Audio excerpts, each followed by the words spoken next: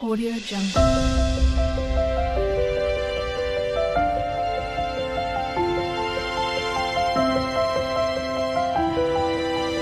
Audio Jungle. Hello అండి, అందరికీ నమస్కారం. Welcome to Srasu Creations. చాలా రోజుల తర్వాత ఒక లాంగ్ వీడియో పెడుతున్నానండి. పొద్దున్నే ఎక్కడికి వెళ్ళినామా అనుకుంటున్నారా? సో మార్నింగే లేచి శ్రీశైలం బయలుదేరుదామని మార్నింగ్ 5 o'clockకి బస్ అయితే నా మీద అతి ప్రేమతో మా బస్ డ్రైవర్ గారు 6 o'clock వచ్చారనమాట. అప్పటి వరకు బస్ స్టాప్లో వెయిట్ చేసి మొత్తానికి బస్ ఎక్కాము.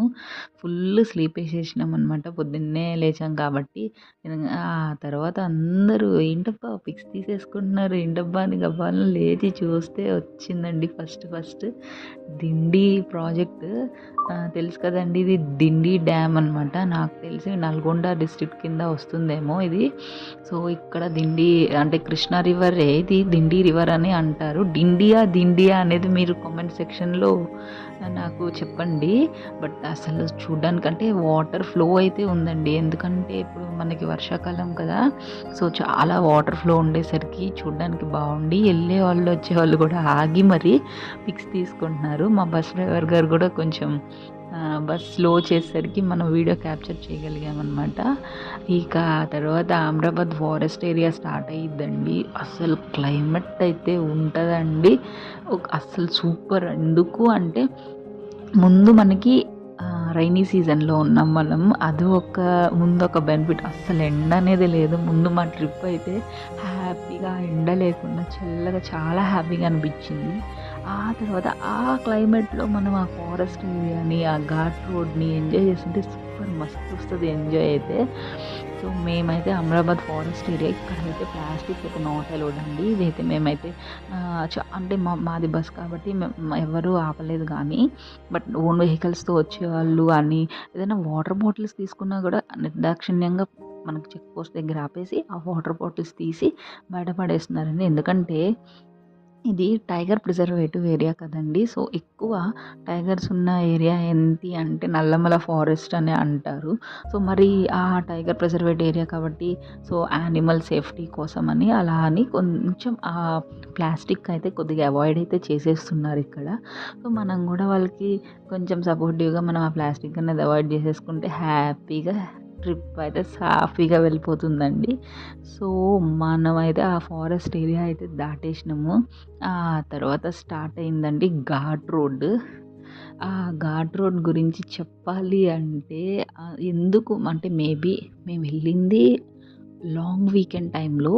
సో ఆ లాంగ్ వీకెండ్ టైం వల్లనో లేకుంటే దేని వల్లనో తెలియదు కానీ ఎంత ట్రాఫిక్ అయితే ఉంది. సో నార్మల్ రోడ్లో ట్రాఫిక్ ఉన్నా కానీ మనకి ఎంత ప్రాబ్లం ఉండదు. ఓకే, 1 or 2 అవర్స్ వెయిట్ చేయడం అనేది హైదరాబాద్‌లో కామన్ అది ట్రాఫిక్‌లో. సో నార్మల్ రోడ్ కాబట్టి ఏదో ఒక మూవీయో లేకపోతే ఏదో ఒకటి చూసుకుంటే హ్యాపీగా మనం ట్రాఫిక్‌ని వెయిట్ చేస్తాము. కానీ స్లాంటింగ్ ఏరియాలో ఆగిపోయి ట్రాఫిక్ ఆగిపోయి ఆ బస్సు అలా వెళ్తూ ఉంటే ఒక్కొక్క 100 మీటర్స్‌కి కొద్దిగా బ్రేక్ వేసుకొని కదులుతూ ఉండే ఒక గుండెలో గుబ్ గుబ్ అని స్టార్ట్ అయితే అయ్యింది. సో బట్ ఓకే, చాలా ట్రైన్డ్ డ్రైవర్స్ కాబట్టి మనకి ఏం ప్రాబ్లం లేకుండా హ్యాపీగా తీసుకెళ్తూ ఉంటే ఒక్క వ్యూ అండి. అస్సలు ఏముందండి, శ్రీశైలం డ్యామ్కి గేట్స్ తీసేసాక వాటర్ అండి. అసలు అది వాటర్ మీకు ఇప్పుడు చూపిస్తున్నాను కదా ఈ వీడియోలో, మీకు అది వాటర్ లాగా ఎక్కడైనా కనిపిస్తుంది, ఏదో పొగ వెళ్తున్నట్టు ఒక మంచులాగా ఒక పొగలాగా పట్టింది. కానీ అదంతా వాటర్ అండి. ఇప్పుడు మాకైతే మేము అనుకున్నాము వర్షం ఇప్పటి వరకు లేదు, సడన్గా వర్షం ఎక్కడి నుంచి వస్తుంది. ఈ వర్షము ఎలా అంటే మాకు బస్ లోపలికి కొట్టేస్తుంది వర్షము అంత అలా వస్తుంది. ఏంటంటే అది వర్షం కాదండి, డ్యామ్ నుండి వచ్చే వాటర్ ఆ ఫోర్స్ పైనుండి ఇలా కింద పడుతుంటే అసలు ఆ వాటర్ వచ్చి ఫట్ మనకి లోపలికి కొడుతుందన్నమాట. ప్లస్ మనదేమో ఇంకా పైకి వెళ్ళాలా వద్దా అంటూ నెమ్మదిగా వెళ్ళేసరికి బస్సు మేము ఇంకా ఫుల్ క్యాప్చరింగ్లోనే ఉన్నారు అందరూ కూడా. అసలు బస్ కిందకి దిగి కూడా, బస్ ఎలాగో స్లోగా వెళ్తుంది కాబట్టి కిందకి దిగి నడుచుకుంటూ కూడా వీడియోస్ క్యాప్చర్ చేసే వాళ్ళు కూడా ఉన్నారనమాట. సో మనం మాత్రం లోపలే ఉన్నాము. కొద్దిగా భయం అనమాట కిందకి దిగడానికి. సో కిందకి దిగకుండానే మనం మంచి మంచి వీడియోస్ క్యాప్చర్ చేశానని నేనైతే అనుకుంటున్నాను. అసలు వాటర్ అటువైపు ఇటువైపు ఘాట్స్ ఆ శ్రీశైలం డ్యామ్ దాటడానికి మాకు లిటరల్లీ ఒక 40 to 1 hour పట్టిందేమో.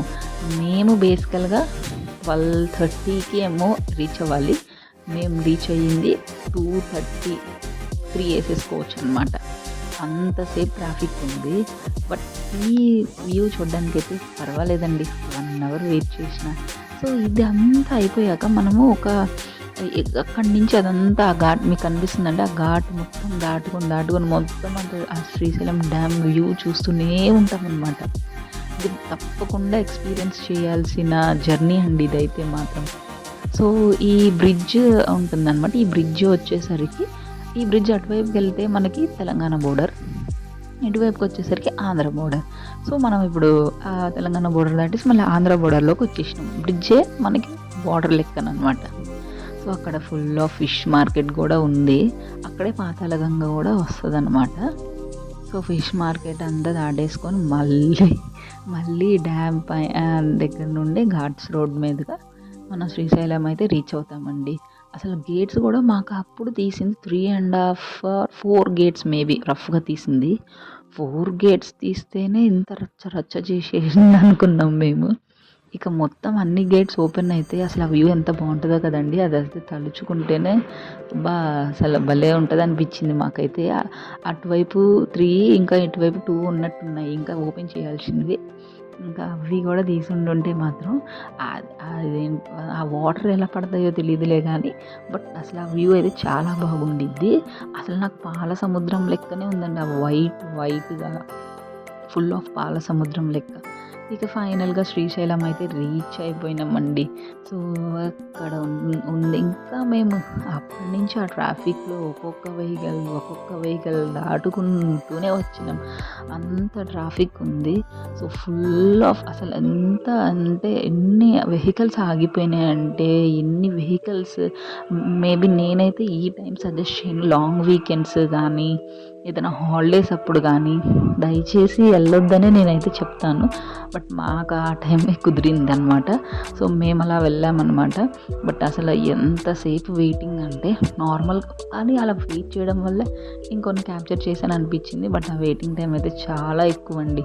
3 o'clock అంటే అర్థం చేసుకోండి. చిన్నపిల్లలు అయితే లంచ్కి చాలా ఇబ్బంది పడిపోయారు బస్లో.